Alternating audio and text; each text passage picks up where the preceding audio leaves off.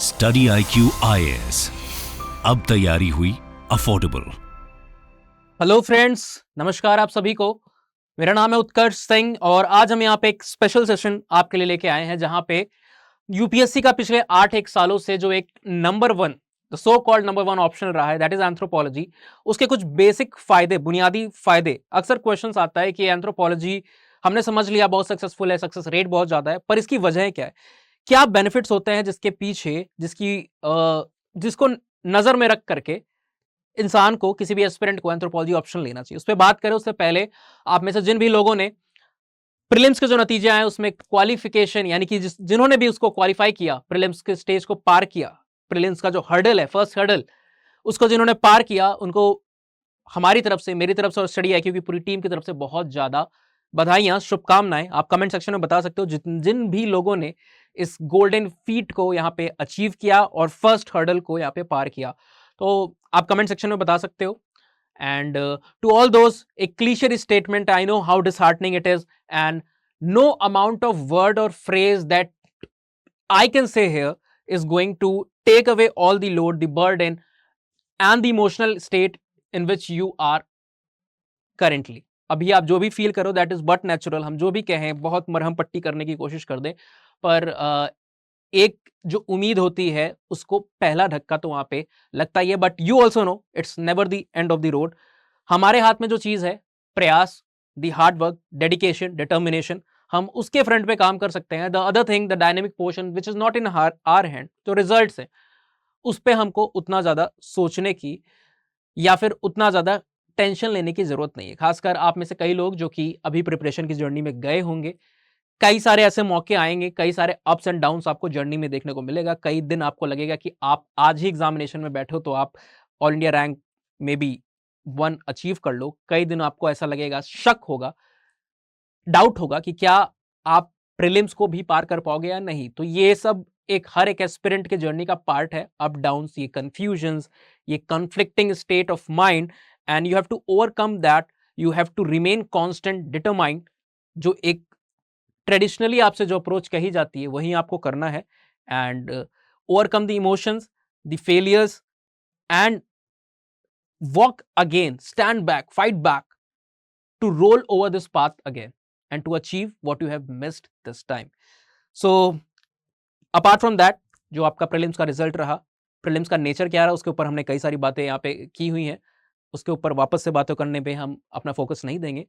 Rather आप आगे क्या होपफुल वे में कर सकते हो, जिन्होंने प्रीलिम्स को निकाला और जो प्रीलिम्स के स्टेज को भी पार नहीं कर पाए, उनके लिए बहुत जरूरी होता है कि 1750 का जो आपका टोटल मेंस आप लिख रहे हो, उसमें से 28, लगभग आप अमूमन 30% जिसको मान सकते हो अप्रोक्सीमेटली, वो आपका पोर्शन, यानी कि ऑप्शनल, आपके लिए कितना जरूरी है मुझे आपको बताने की जरूरत नहीं। और ऑप्शनल का चुनाव जब आप करते हो तो बहुत डाउट्स होते हैं, कई सारे सब्जेक्ट्स लोगों के होते हैं। Lot of students are messaging me on Instagram, जो हमारा इंस्टाग्राम का पेज है, दैट इज उत्कर्ष सिंह _ है। वहां पे मुझे डायरेक्ट मैसेज भी आते हैं कि सर मैं तो कंप्यूटर साइंस एप्लीकेशन, मैंने बीटेक किया हुआ है, मैंने कंप्यूटर साइंस को लिया हुआ था, and it is not present in the UPSC optional list, and I am planning to take anthropology as optional. तो क्या मुझे एनरोल करना चाहिए, क्या हमें एनरोल, किस तरीके से हमको अप्रोच करना चाहिए, हम एंथ्रोपोलॉजी को लेना चाहते हैं, हमने सिलेबस को पढ़ा, क्या इसके बेनिफिट से क्या फायदे हैं। तो सारी बातें हम आज के यहाँ के लेक्चर में यहाँ पे करने वाले हैं। क्या फायदे हैं जिसकी वजह से आपको एंथ्रोपोलॉजी लेना चाहिए,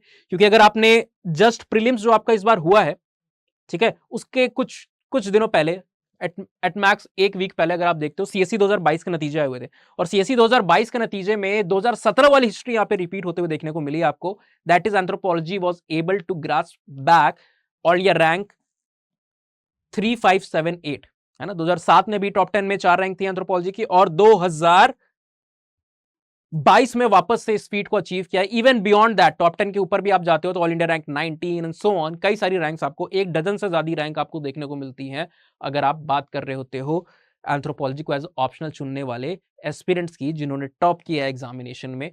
उनकी टॉप 10 में ही आपको 40%, यानी कि एटलीस्ट 4 इंडिविजुअल देखने को मिल जाते हैं। चाहे आप उमा भारती जी की बात करो, चाहे आप मयूर हजारिका जी की बात करो, नॉर्थ ईस्ट से भी, I am not able to recall the name, north east से भी आपको ऐसे कई सारे और नाम देखने को मिलेंगे लिस्ट में, ठीक है। तो क्या ऐसी बुनियादी वजह है कि सब लोग, इतना ज्यादा इन्फ्लक्स आपको एंथ्रोपोलॉजी में देखने को मिला है? वो just sitting around with one of my colleagues जो हिस्ट्री फैकल्टी है आपके CDIQ में, and he was also discussing कि आप नेचर देखते जा रहे हो पिछले कुछ सालों से, खासकर पोस्ट 2019 ट्राइब्स के ऊपर भी कई सारे क्वेश्चन पूछने लगे। And tribe is one such portion जो आपको, बाकी सारी चीज आप कई जगहों पे पढ़ लेते हो, पर ट्राइब के बारे में जो स्पेशलिटी है वो किसके पास होती है? एंथ्रोपोलॉजिस्ट के बारे में। तो जीएस में भी ओवरलैपिंग दिन प्रतिदिन बढ़ती जा रही है। पता नहीं क्यों जो एग्जामिनर है उनका इंटरेस्ट जीएस को भी एंथ्रोपोलॉजिकल बनाने का हो रहा है। एंथ्रोपोलॉजी की कई सारी चीजें वहां पे कोर्स में, सिलेबस में ना इंक्लूड होते हुए भी आपसे इनडायरेक्टली वहां पे पूछ रहे होते हैं, है ना। और ऑप्शनल के तौर पे तो आपको पता ही है, द किंग ऑप्शनल कहा जाता है एंथ्रोपोलॉजी को। इसका सक्सेस रेट जो 10.5 का है, अब तो शायद और ज्यादा है क्योंकि 2020 और 2022 के नतीजों को हमने इंक्लूड नहीं किया, जब एंथ्रोपोलॉजी ने 2020 में ऑल इंडिया रैंक 1 दी थी और उसके बाद 22 में ऑफकोर्स टॉप 10 में 4 रैंक के दी, तो उसको छोड़ के भी 10.5 था, जो कि बाकी किसी भी मेजर ऑप्शनल से ज्यादा था। बाकी सारे मेजर ऑप्शनल जो 5 और ऑप्शनल है उनका आप एवरेज निकालते हो तो it comes down to be like 7.7%। Anthropology 3% approximately ज्यादा 10.5, और आपको पता है कि यूपीएससी में 0.1% की भी क्या वैल्यू होती है। तो इसी रीजंस को हम यहाँ पे समझेंगे, क्या बेनिफिट्स हैं, क्यों चुनना चाहिए, उसके बारे में हम बात करेंगे। अगले लेक्चर में किसे चुनना चाहिए किसे नहीं चुनना चाहिए उसकी भी हम यहाँ पे एक सीरीज में बात कर लेंगे। पर before moving on to that, जो पहले से इस बात को मानते हैं, जानते हैं और इन्होंने मन बना रखा है एंथ्रोपोलॉजी की सक्सेस जर्नी में पार्टिसिपेट करने का, जो सारे टॉपर्स की इन लाइन एक फर्स्ट चॉइस रही एंथ्रोपोलॉजी, उसको अगर आप भी अपना ऑप्शनल बनाना चाहते हैं, अपना टूल बनाना चाहते हैं, तो you do not have to do much. Our batches, the batch 3 for anthropology optional starting from 26 of June, comprehensive batch है, यानी कि लाइव क्लासेस, रिकॉर्डेड क्लासेस तो मिल ही रही है। Along with that you are getting what, you are getting the test series, that is very main ingredient. Real time आपको inputs मिलेंगे, answers discuss किए जाएंगे, मॉडल आंसर्स आपको प्रोवाइड किए जाते हैं, और साथ ही साथ एक स्ट्रिक्ट डेडलाइन जो कि हर जगह पे लैक होते हुए आपको देखने को मिलती है, उस डेडलाइन में इवैल्यूएशन आपका अब तक पहुंच रहा होता है। तो आपकी एक स्क्रूटनी एक वे में हो रही होती है कि आपकी प्रिपरेशन किस तरीके से चल रही है। रिमार्क्स आपसे शेयर किए जाते हैं जो आपकी जर्नी को थोड़ा और स्मूदन अप करती है, आपकी प्रोबेबिलिटी ऑफ सक्सेस को और बढ़ाती है।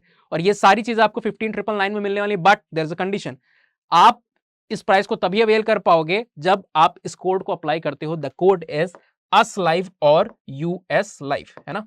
इस जब भी आप परचेज करने जाते हो किसी कोर्स को CDIQ के ऐप पे या फिर वेबसाइट पे, परचेज करते समय कॉलम होता है जहां पे अप्लाई कोड का ऑप्शन होता है। जब उस अप्लाई कोड में आप, कई सारे कोड पहले से मौजूद होंगे पर उनको लगाने पे आपको मैक्सिमम डिस्काउंट शायद ना मिले, 16,999, 17,999 में ये कोर्स आपको मिले, तो आप उस जगह पे जब अस लाइव कोड को लगाते हो, यानी कि यूएस लाइव कोड को लगाते हो, तो आपको मैक्सिमम डिस्काउंट अपने आप वहां पे मिल जाता है, not just on anthropology but on any other course that is available on StudyIQ platform.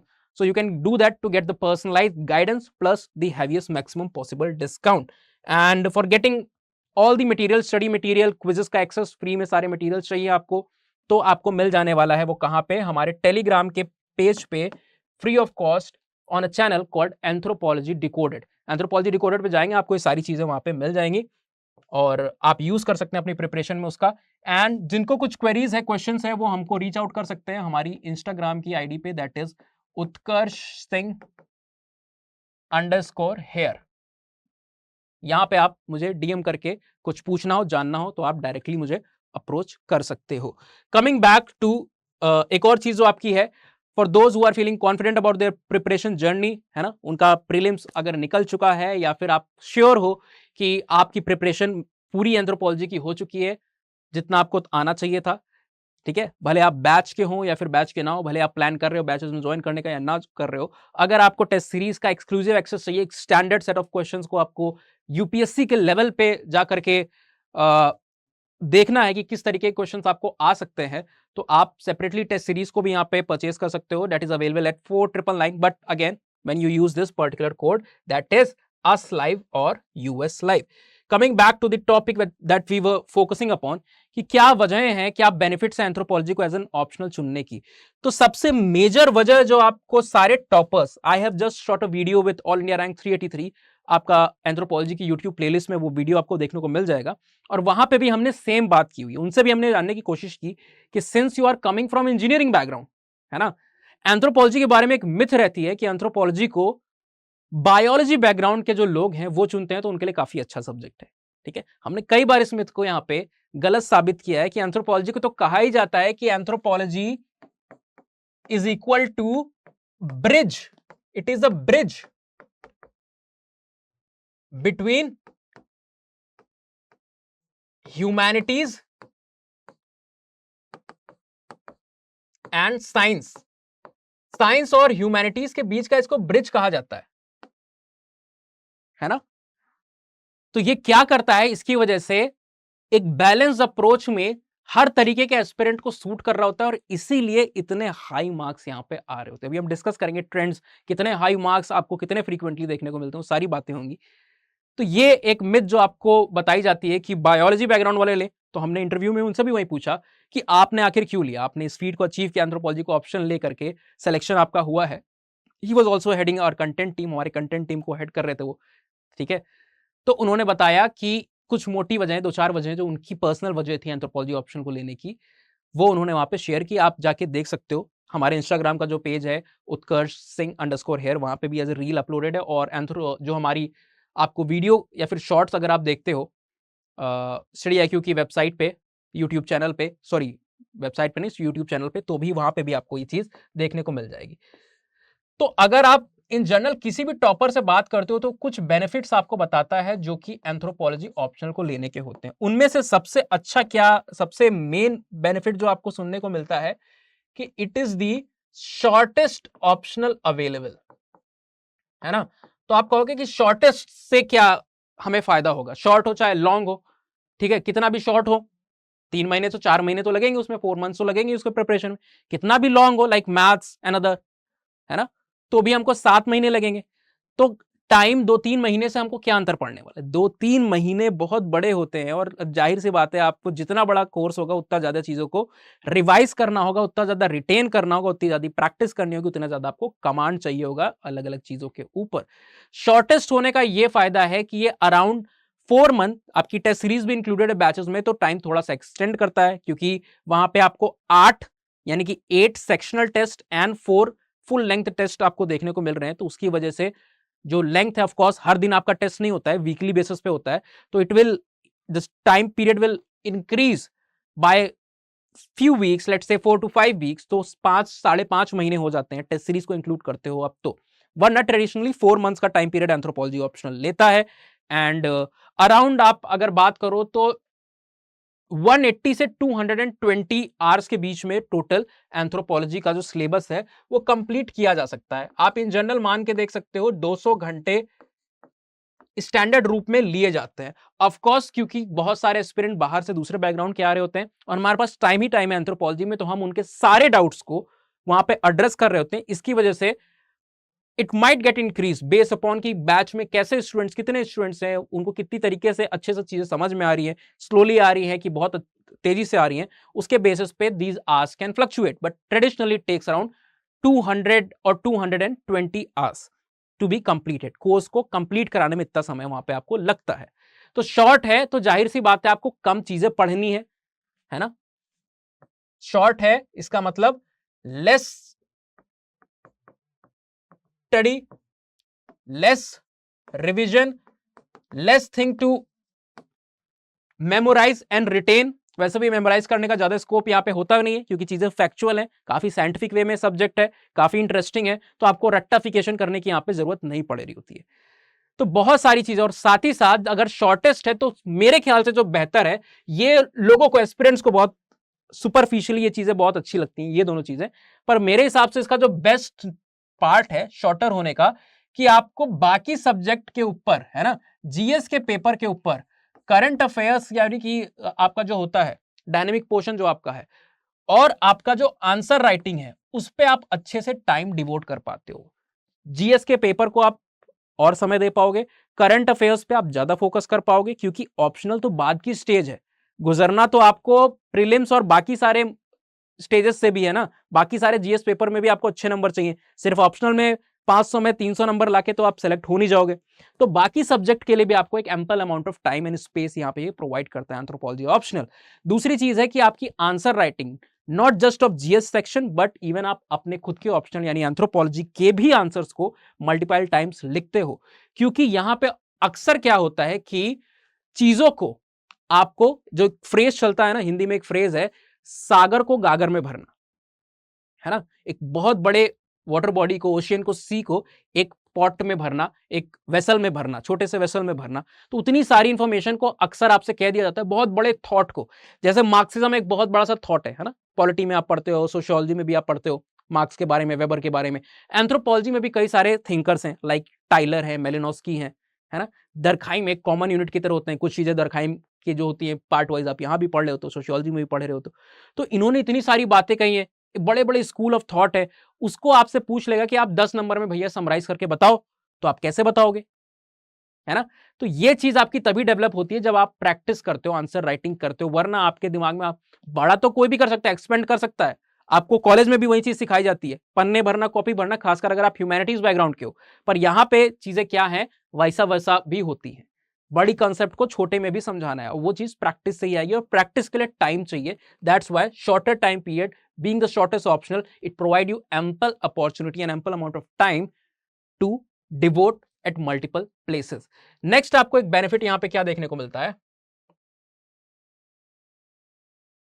दूसरा बेनिफिट आपको यहां पे क्या देखने को मिल रहा है कि टाइम तो कम है ही, साथ में टॉपिक्स जो है यहां पे बहुत ही ज्यादा इंटरेस्टिंग है। दूसरी चीज मुझसे अक्सर जो मैं टॉपर्स के साथ इंटरेक्ट करता हूं, जिन्होंने भी एंथ्रोपोलॉजी को ऑप्शन लेके सक्सेस अचीव की है, वो कहते हैं कि सर ये बड़ा इंटरेस्टिंग लगा मुझे।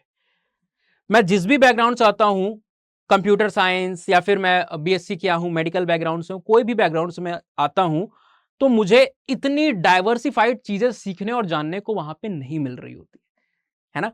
आप जितने भी, मैथ्स बहुत अच्छा सब्जेक्ट है, हर सब्जेक्ट की अपनी यूटिलिटी है ना, सब जरूरी है, पर आप वहां पे इक्वेशंस लगा लगा के थक रहे होते हो। यहां पे आप बहुत ही अच्छी अच्छी चीजें जो आप डेली लाइफ में ऑब्जर्व कर रहे होते हो, उसको इन डेप्थ पढ़ते हो। मैरिज है, फैमिली है, किनशिप है, शादी है तो क्यों है, रिलेशनशिप्स क्यों बनते हैं, रिलेशनशिप्स क्यों फेल हो रहे हैं, मैरिजेस कितने टाइप की होती है, कितने प्रकार की होती है, वो सारी चीजों को आप जान रहे हो। साइको एनालिटिक एनालिसिस कर रहे हो चीजों का। रिलीजन है, रिलीजन कहां से आया, क्या जरूरत थी रिलीजन की, क्या बिना रिलीजन के हम एग्जिस्ट कर सकते हैं। मल्टीपल टाइप ऑफ रिलीजन, जो ब्लैक मैजिक है, यानी कि जो मैजिक के अलग अलग कॉन्सेप्ट्स आपको देखने को मिल रहे होते हैं। शमन्स हैं, आप देखते हो रूरल इंडिया या फिर ट्राइबल इंडिया में जाते हो तो आपको ओझाज एंड शमन्स देखने को मिलते हैं। वो अलग अलग एक्टिविटीज करके सुपरनेचुरल पावर को कंट्रोल करने की कोशिश करते हैं। उनके बारे में आप जानोगे तो काफी इंटरेस्टिंग होता है। नेक्स्ट, कई सारे लोग होते हैं उनको ग्रोथ डेवलपमेंट पे, इवोल्यूशन कैसे हुआ, हम पेड़ों पे हुआ करते थे, आर्बोरियल नेचर, आज हम जमीन पे चल रहे हैं, 4 पैर से 2 पैर पे आ गए इवोल्यूशन के कोर्स में। ये सारे चेंजेस कैसे आए, कहां से आए, ये सारी चीज बहुत ज्यादा इंपॉर्टेंट हो जाती है when you are interested in more scientific approach. तो एक ब्रांच है पूरी फिजिकल एंथ्रोपोलॉजी, वहां पे आप ये सारी चीज पढ़ लेते हो। रेस, रेसिज्म का कॉन्सेप्ट है, जीएस में भी कई जगह पे इसके क्वेश्चन आ सकते हैं, करंट अफेयर्स के लिए भी रिलेवेंट होता है, तो आपके लिए बहुत अच्छी अंडरस्टैंडिंग, ऐसे में भी आपको हेल्प कर सकता है, इंटरव्यू में भी आपको वहां पे वो हेल्प कर सकता है अगर कुछ रीसेंट उसके ऊपर बात चल रही हो तो, है ना। यूएस में आप अक्सर इस चीज के ऊपर देख रहे हो तो कवरेज कुछ ना कुछ आ रही होती है, न्यूज़पेपर में आपको आर्टिकल्स देखने को मिल रहे होते हैं। तो रेस और रेसिज्म के पूरे फिनोमेना को आपको समझा रहा होता है, जितने डेप्थ में वो कहीं आपको मिलने देखने को नहीं मिलता है कि रेसेस बनती कैसे हैं। जो हम कहते हैं they are major 3 major races in the world, Mongoloid है, कॉकोसॉइड है एंड नीग्रोइड है। उनके फॉर्मेशन, किसी इंसान की आंखें क्यों डिफर करती हैं दूसरे इंसान से, आंखों का कलर, बालों का शेप, कहीं स्ट्रेट हेयर है, कहीं आपको फ्रिजली हेयर, कहीं वुली हेयर, है ना, अलग अलग टाइप के हेयर देखने को मिलते हैं। चेहरे के पैटर्न आपको अलग अलग तरीके के देखने को मिलते हैं, हाइट आपको अलग अलग तरीके की देखने को मिलती है, कॉम्प्लेक्शन आपको, ये सारी चीजें रेशियल क्लासिफिकेशन के में हेल्प करती हैं। तो आप ये जान पाओगे कि कैसे रेसेस बन रही हैं, रेसेस फॉर्मेशन कैसे हो रहा है। So lot of interesting thing. एक और पार्ट है जो सबसे अधिक मेरे ख्याल से कई लोगों को इंटरेस्ट आउट करता है, दैट इज ट्राइबल पार्ट। क्योंकि ट्राइब्स के बारे में आप हर जगह नहीं पढ़ते हो। एक एंथ्रोपोलॉजी ऐसा स्पेशलाइजेशन है जहां पे चीजें आपको जानने को मिलती है, तो it is going to always interest you, it's making the subject way interesting, है ना। नेक्स्ट चीज अगर आप पूछते हो कि क्या इसके बारे में एक और बेनिफिट है, that it is static post, it is mostly static. अगर हम कहें it used to be static by at least 85%, now that staticity is diminishing to an extent, है ना, थोड़ी थोड़ी वो कम हो रही है, पर इतना भी ज्यादा कोई डिफरेंस नहीं आ गया अभी भी, मोर और less it is a static subject. क्योंकि मैरिज के बारे में आप पढ़ते हो, थोड़ी बहुत चीजें उसमें अपडेट आ जाती हैं, वो भी क्वेश्चन में आपसे नहीं पूछ रहा होता है, उल्टे आपको वो चीज वहां पे इनपुट देनी होती है कि मैरिज के बारे में उसने पूछ लिया, मैरिज की यूनिट आती है ना। आपने वहां पे सेम सेक्स मैरिज के ऊपर भी कई सारे देशों में स्वीकृति मिली हुई है, कई सारे देशों में रिकॉग्निशन मांगा जा रहा है, आप उसको एज अ करंट इवेंट वहां पे इंक्लूड करके दे सकते हो, तो आपका आंसर एनहांस हो जाएगा। वो डायरेक्टली आपसे नहीं पूछेगा कि सुप्रीम कोर्ट में पूरा मामला चल रहा है, उसके बारे में बताइए, डीवाई चंद्रचूड़ क्या कह रहे हैं, तुषार मेहता क्या कह रहे हैं, बाकी सारे लोग क्या कह रहे हैं। ठीक है, आपको अपनी तरफ से वो चीज करनी है, यानी कि वो आपसे मांग फिर भी नहीं रहा है कि आप कुछ नई चीजों को पढ़ो। तो जो स्टिकी नोट्स और बाकी सारी चीजें, जब सब्जेक्ट डायनेमिक होता है तो you have to put in a lot of efforts, तो वो चीज आपकी कम हो जाती है जब आप एंथ्रोपोलॉजी को पढ़ रहे हो। तो स्टैटिक है, इसीलिए और शॉर्टर भी ये बनता है।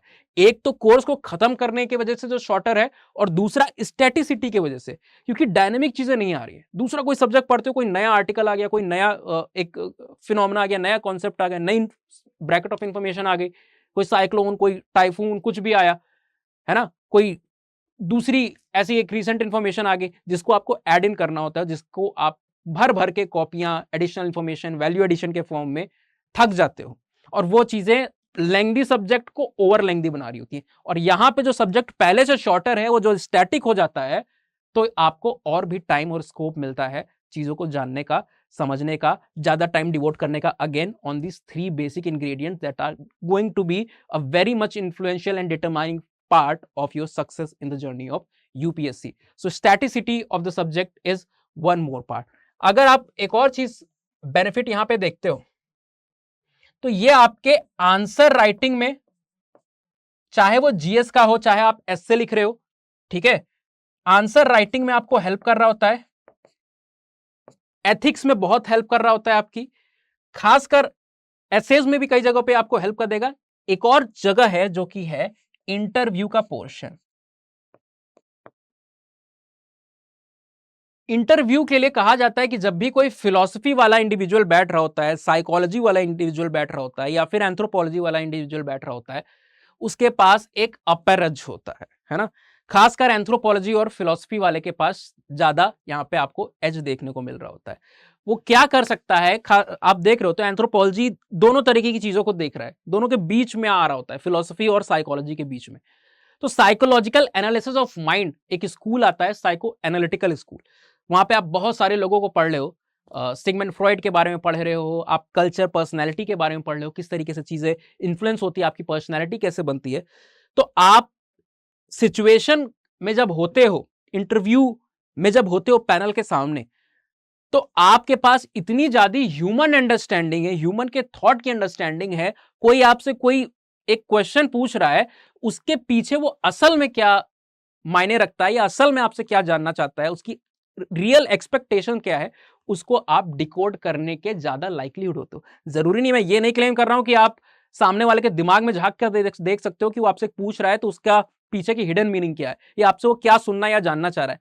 पर compare to any other subject, आपकी understanding of human thoughts, of human communication, वो बहुत बेटर हो जाती है। इसीलिए आप more suitable, more balanced answer को दे पाते हो।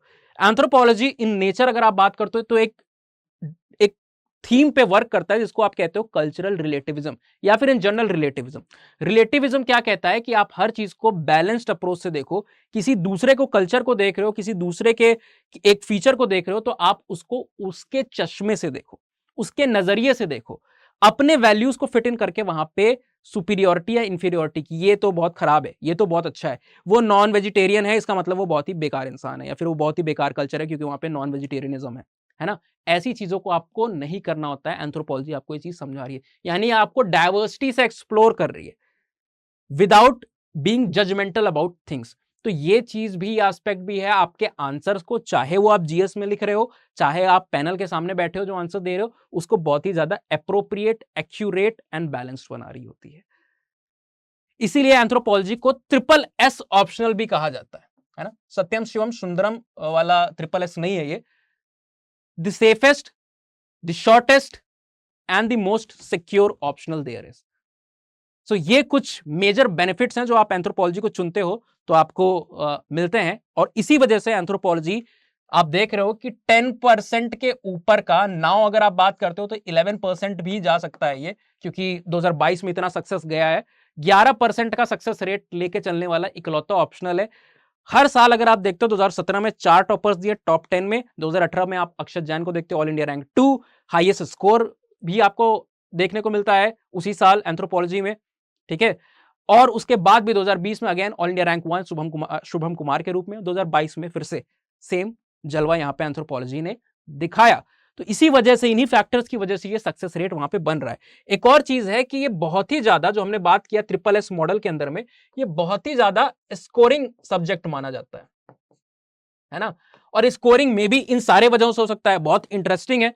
तो आप चीजों को कंसेप्चुअली समझ पा रहे हो रेदर देन रट्टाफिकेशन, आपको बर्डनसम नहीं लग रहा है। और जब आप चीजों की आत्मा को, उसकी सोल को, उसके जिस्ट को समझ जाते हो, तो आपको सामने वाले को समझाने में भी दिक्कत नहीं होती। बेसिकली आप आंसर में कर ही वही रहे हो कि आप सामने वाले को चीज जो पूछी उसने, वो समझाने की कोशिश कर रहे हो कि हाँ आपको वो आती है। नेक्स्ट शॉर्टर है, तो जाहिर सी बात है आपके पास टाइम बहुत है आंसर राइटिंग करने का, तो आप इतनी बार एक एक आंसर को कर पाओगे कि आप जाहिर सी बात है उसमें परफेक्शन, नियर परफेक्शन को गेन कर पाओगे, इसलिए भी स्कोरिंग हो सकता है। स्टैटिक है, अगेन टाइम आपको ज्यादा मिलेगा, ज्यादा इधर उधर की चीजों को ध्यान नहीं देखना पड़ेगा, आंसर ज्यादा बैलेंस्ड होंगे, ज्यादा अप्रोप्रिएट होंगे, इस वजह से भी स्कोरिंग हो सकता है।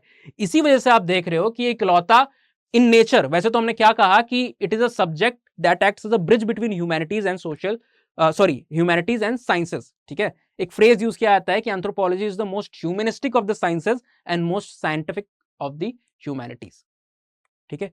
पर फिर भी बाय सोल बाय नेचर ये ह्यूमैनिटीज के अंदर में ही आता है एंथ्रोपोलॉजी। पर फिर भी इसमें आपको मार्क्स कैसे देखने को मिलते हैं, ऐसे मार्क्स जो कि कई बार साइंस के ऑप्शनल सब्जेक्ट में भी नहीं आ रहे होते। साइंस में क्योंकि वहां पे लेफ्ट राइट की गुंजाइश नहीं है ना, यहां पे तो एक जजमेंटल वे में कोई आपके आंसर्स को देख सकता है, वो सब्जेक्टिव वे में चीजों को आपको देखने को मिलेगा। तो सब्जेक्टिविटी ह्यूमैनिटीज में ज्यादा आपको देखने को मिलेगी।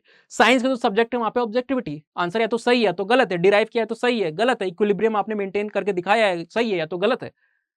तो स्कोरिंग भी ज्यादा हो जाते हैं, कठिन है, मुश्किल है, पर बहुत लेंथी भी है, पर स्कोरिंग बहुत होते हैं साइंस के सब्जेक्ट, फिजिक्स, केमिस्ट्री, मैथ्स, इन सब की बात आप कर रहे होते हो तो उसके टक्कर के मार्क्स आपको एंथ्रोपोलॉजी लाता हुआ देखने को मिल रहा है। That is evident from the 2018 score of Lakshmi Nagappan ji, 362 number उन्होंने लिया था एंथ्रोपोलॉजी ऑप्शनल में, and she was able to secure the rank through this optional. GS में उनकी थोड़ी कमी भी रह जाए, फिर किसी की भी जीएस में कमी रह जाए, तो इतने नंबर अगर आप ऑप्शनल में ले आ रहे होते हो तो जाहिर सी बात आपका सिलेक्शन कहां रुकने वाला है। दो दो नंबर से अंतर पड़ता है। दूसरे ह्यूमैनिटीज में आप देखते हो 275 अबव एवरेज स्टूडेंट लाते हैं, और 300 का ब्रैकेट तो जो टॉपर्स लेवल के लोग होते हैं वही पार करते हैं ह्यूमैनिटीज के सब्जेक्ट में। पर यहां पे आपको क्या देखने को मिल रहा है, here what you are seeing that even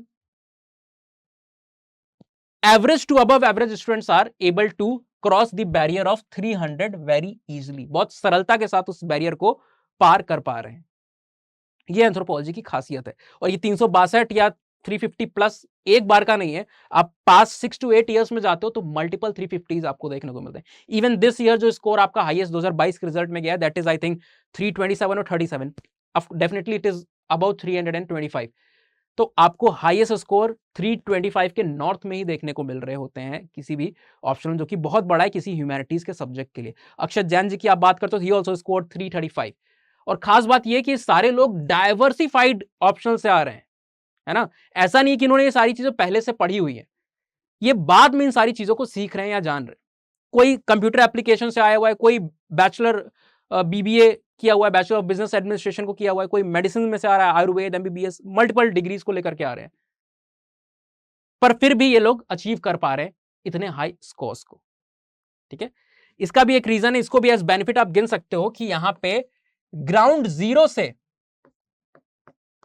सारे लोग ग्राउंड जीरो से यहां पे स्टार्ट करेंगे। आप बाकी सब्जेक्ट्स, बाकी ऑप्शन की बात करते हो तो सारे आप एनसीईआरटी जब से कवर करते हो तब से शुरू हो गई है, 5th 6th स्टैंडर्ड से सारे सब्जेक्ट जो आपके दूसरे ऑप्शनल में वो प्रेजेंट है। इवन इकोनॉमिक सोशियोलॉजी की आप बात करते हो तो वो भी आपका स्कूलिंग के लेवल पे आ जाता है। पर एंथ्रोपोलॉजी ऐसा एक सब्जेक्ट है जो कि आपको मिल रहा है ग्रेजुएशन के लेवल पर, and minimum requirement for appearing in UPSC is graduation. तो आप, ऐसा नहीं रहता है कि हो सकता है आपने स्कूलिंग के समय पे बहुत सारे मौज मस्ती की हो, आप खेल कूद में ज्यादा रहे हो, आपने पढ़ाई में ध्यान नहीं दिया हो, और कोई बच्चा ट्रेडिशनली बहुत पढ़ता आया, उसका फैमिली बैकग्राउंड ऐसा रहो कि फोर्स करके पढ़ो पढ़ो पढ़ो पढ़ो, तो पढ़ता ही गया हो पूरी लाइफ टाइम, है ना।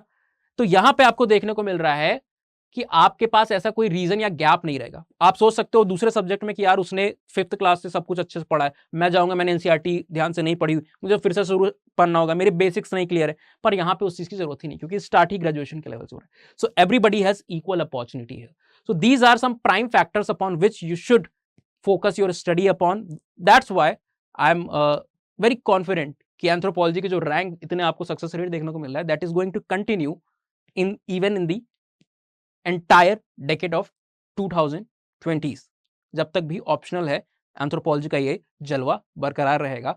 And with that we come to the conclusion, reminding you once again, इसी ऑप्शनल को कई सारे टॉपर्स ने सक्सेस के लिए यूज किया हुआ है, आपको भी यूज करना है तो आप 26 जून से स्टार्ट होने वाले हमारे बैचेस को ज्वाइन कर सकते हैं. स्टडी IQ की वेबसाइट ऐप पे जाकर के एनरोल कर सकते हैं. बैच 3 में 26 जून से स्टार्ट हो रहे हैं.